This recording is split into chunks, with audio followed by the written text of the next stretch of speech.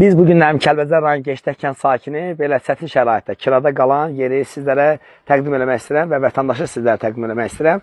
Adınız, soyadınız? Məmmədov Tacir Yaşaroğlu. Məmmədov Tacir Yaşaroğlu. Hansı rayon sakinisiniz? Kəlbəcər rayonu Geçdək kəndi. Kəlbəcər rayon Geçdək kənd sakinisiniz. Demək, dövlətimizdən adəti olan orqanlardan xahişiniz, tələbiniz nədir? Xahişim tələbim odur ki, dövlətimizdən hansısa yerdən bərpa olmuş evlərdən ev verilsin. bəli, Cənab Ali Baş Komandan İlham Əliyevdən, Cənab Prezidentimizdən xahişim odur ki, bizi bu çətin şəraitdən evlə təmin olunsun. Gənc ailəsiz. Neçə övladınız var? Evladım yox. Övladınız, gənc ailəsiz ama. Bəli, bəli. İnşallah. Biz də arzu edirik ki, inşallah sizə dəstək olunar. İnanırıq. Bir də inanırıq ki, sizə dəstək olunar.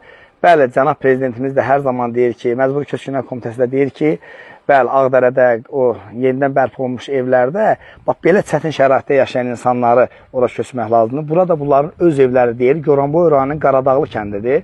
Goranboy rayonunun Qaradağlı kəndində bu, demək, kirada qalır, gənc ailədir və bir daha xahiş edirik aidiyyəti olan orqanlardan. İnanırıq, bir də inanırıq ki, sizə dəstək olunacaqdır.